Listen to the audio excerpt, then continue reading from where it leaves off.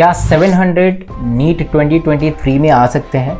तो मेरा आंसर है बिल्कुल आ सकते हैं। 700 लाना मतलब टफ तो है बट मुश्किल नहीं है, नामुमकिन नहीं है, आप ला सकते हैं। देखिए मार्क्स किसके अच्छे आते हैं, इसके कुछ पहलू होते हैं, कुछ पैरामीटर होते हैं। उस पहलू और पैरामीटर को अगर आप बहुत ध्यान से देखेंगे तो आपके भी मार्क्स आएंगे। देखिए पढ़ते सारे लोग हैं, पढ़ाई करते हैं, मेहनत करते हैं, बट सफल कोई कोई हो पाता है।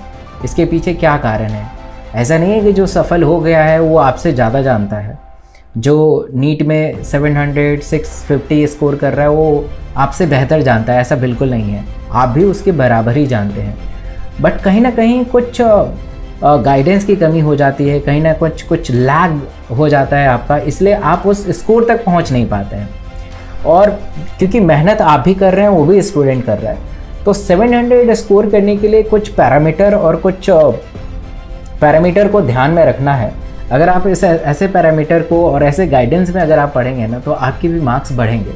अब बात करते हैं कि आपने पूरे साल पढ़ाई किया है ना, नीट 2022 दिया है, मेहनत किया है, अच्छे टीचर से पढ़ा है, फिर भी आप मार्क्स नहीं गेन कर पाए, तो एक बार एक कागज़ पे लिखिए कि क्या वजह रह गई, कहाँ कमी रह गई, क्योंकि आपको आपसे बेहतर कोई नहीं जानता है, टीचर भी नहीं जानते हैं। तो आप अपने कारण को एक पेज पे लिखिए, खुद ब खुद आपके कारण समझ में आएंगे कि मेरी थ्योरी बहुत स्ट्रांग नहीं थी इसलिए बायो में बहुत टाइम लग गया। बहुत सारे बच्चे बायो में 1 घंटे में पेपर उन्होंने किया है, ठीक है, क्योंकि उनकी थ्योरी इतनी मजबूत है। एक एक चैप्टर को 20-25 बार 30 बार अगर आप पढ़ लेते हैं एनसीईआरटी से, तो मुझे नहीं लगता है कि स्टेटमेंट वाइज क्वेश्चन करने में आपको समय लगेगा। हम उस स्टेटमेंट को पढ़ते हैं और कंफ्यूज हो जाते हैं, और कंफ्यूज इसलिए हो जाते हैं क्योंकि हमने 4 से 5 बार बस पढ़ा है, तो कन्फ्यूजन का रेट बढ़ जाता है। कन्फ्यूजन का रेट बढ़ेगा तो टाइम लग जाएगा। तो कहीं ना कहीं सबसे बड़ा लैकिंग है थ्योरी को इतना ज़्यादा वेटेज ना देना, क्योंकि पूरे यूट्यूब के जगत में होड़ लगी रहती है और भीड़ भी लगी रहती है कि जो एमसीक्यू प्रैक्टिस कराता है टीचर, या जहाँ पे एमसीक्यू प्रैक्टिस करना होता है वहाँ पे भीड़ लग जाती है। बट याद रखिए एमसीक्यू उसके लिए ज़्यादा फ्रूटफुल होगा जिसने थ्योरी को बेहतर तरीके से पढ़ा है, तभी आप उस प्रैक्टिस को कर पाएंगे। मैं ये नहीं कह रहा हूँ कि प्रैक्टिस इंपॉर्टेंट नहीं है, बहुत इंपॉर्टेंट है, क्योंकि वो एमसीक्यू ही तो पेपर में आएगा, थ्योरी तो आता ही नहीं है, थ्योरी तो लिखना ही नहीं, आप बोर्ड का एग्ज़ाम तो दे नहीं रहे। तो इसलिए practice is very important, but उस प्रैक्टिस को करने के लिए आपको नींव तो चाहिए, पिलर तो चाहिए, and the pillar is what the theory. और थ्योरी को ऐसा नहीं कि आप न्यूज़पेपर की तरह रीड करें, उसे समझना है, समझ के याद करने की कोशिश करिए, मल्टीपल टाइम पढ़िए उसे, 1 बार 2 बार 4 बार हर कोई पढ़ लेता है, उससे आगे बढ़िए, उससे आगे बढ़ेंगे तब जाके कुछ बेहतर करा जा सकता है। तो द फर्स्ट इज़ लैकिंग। अगर आप बेहतर करना चाहते हैं और 700 तक पहुंचना चाहते हैं तो रिवीजन इज़ वेरी मैंडेटरी। और रिवीजन का एक रूल होता है कि कब कैसे रिवीजन करना है। जैसे कि मान लीजिए कि आपने आज शेड्यूल बनाया कि मुझे आज 6 घंटा पढ़ना है, फिजिक्स को 2 घंटा, केमिस्ट्री को 2 घंटा और बायो को 2 घंटा। आपने पढ़ा है ना, और पढ़ के कंप्लीट कर लिया। जब आप सोने जा रहे हैं तो विदिन 12 आवर्स उस जो भी आपने कंटेंट को पढ़ा है उसे रिवाइज़ करिए एक बार। बेहतर तो ये होता है कि आंख बंद करके उसे रिकॉल करने की कोशिश करें कि बायो में मैंने क्या पढ़ा, इसके बाद क्या लाइन है। तो ये थोड़ा सा टफ हो सकता है, इसलिए आप उसे रीड ही कर लीजिए। बेहतर है कि आप 12 घंटे बाद फिर से एक रीडिंग लगाइए, फिर वही कंटेंट को 24 घंटे में रीड करना है, फिर नेक्स्ट कंटेंट को 3 दिन बाद, फिर 7 दिन बाद, ऐसे।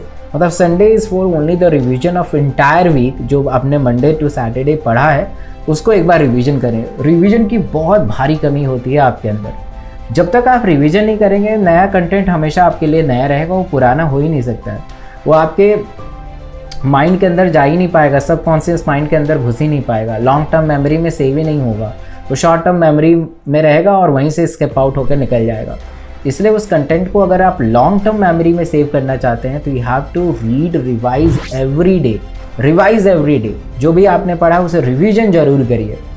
The second things is a lack of practice. Practice बहुत कम करते हैं। आप क्या करते हैं कि कोई टीचर पढ़ा रहा है उस पर कमेंट करना शुरू कर देते हैं, हाँ इसका आंसर ये है, इसका आंसर बी है, और क्वेश्चन की क्वालिटी देखते नहीं हैं, आप भीड़ देखते हैं कि वहाँ पर तो 2000 बच्चे देख रहे हैं तो चलो हम भी देख लें।